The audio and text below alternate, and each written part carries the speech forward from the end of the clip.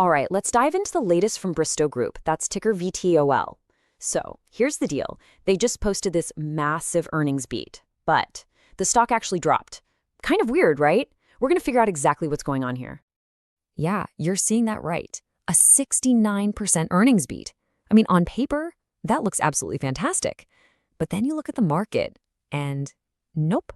The stock sold off, ending the day down 5.5%. So what gives? What did the big investors see that made them hit the sell button? To really get to the bottom of this puzzle, we've got to look past that big, flashy profit number and dig into the nitty-gritty of their revenue and what they're saying about the future. Okay, first up, let's get right inside the numbers. This is where we're going to find the real story behind that headline. And boom, here's the heart of the matter, laid out plain as day. Look at that EPS, earnings per share. It came in at $1.72. The analysts, they were only expecting $1.02. I mean, Bristow absolutely blew the doors off on that one. That's the great news. But, and this is a big but, the market zeroed in on the top line, revenue. They brought in about $386 million, which unfortunately missed the street's target of $400 million.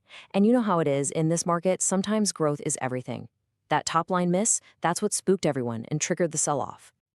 So let's break down where that money actually came from, because the story here is all about the mix. If you look here, you'll see their main gig, offshore energy, dipped just a little bit, less than 1%. But check this out. Their diversification is really starting to pay off in a big way. The real hero of the quarter was government services. That segment jumped over 9%. That's all thanks to a new contract they landed with the Irish Coast Guard. This is huge because it shows Bristow isn't just a one-trick pony anymore. This isn't just about flying out to oil rigs. These other parts of the business are turning into some serious growth engines. Okay, and this number right here, this is the real story hiding behind that big earnings beat. It all comes down to profitability. So yeah, they missed a little on revenue, but their actual operational performance, it was stellar. We're looking at adjusted EBITDA, which is just a fancy way of looking at their core profitability without all the accounting noise, and it grew by 10.6%, quarter over quarter. That tells you this company is running like a well-oiled machine. They're getting incredibly efficient at turning every dollar of revenue into real hard profit. All right, so that's the rearview mirror. That explains what just happened. But as you know, investing is all about what's coming next, right? It's about the future. So now let's shift gears and look at the story management is telling, because honestly, this is where the real bull case for this stock really starts to take shape. And this quote from the CEO, Chris Bradshaw, this is pretty much the cornerstone of their whole strategy. What he's saying is really just simple economics 101. There aren't a lot of spare offshore helicopters just sitting around. It's a tight market. So even if demand isn't going through the roof, the fact that supply is so limited gives them a ton of pricing power. It's a huge advantage, and it really separates them from a lot of the other players in the offshore space. Okay, now this is the slide. If you remember one thing from this whole brief, make it this chart right here.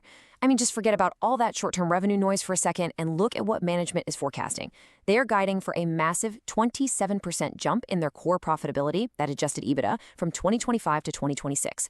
That is an incredibly powerful signal. It tells us they're expecting those new government contracts to really kick in and drive some serious growth on the bottom line. Of course, it's never a perfectly straight lineup. The Q&A session with analysts brought up some important things to keep an eye on. On the downside, the supply chain is still a headache, and that's making it harder to get aircraft ready to fly. But on the plus side, they're seeing really strong growth in places like Brazil and Africa, which is helping to make up for some weakness in the North Sea. It's also great to see they're being smart with their money. They paid down almost $25 million in debt. And for all you tech fans, yes, they're looking at things like electric air taxis, but they were super clear. Don't expect that to affect the numbers anytime before 2026. It's a long-term play. So, let's put all the pieces together. What's our final take on all this? What should you be watching for as we head into the next earnings call and beyond?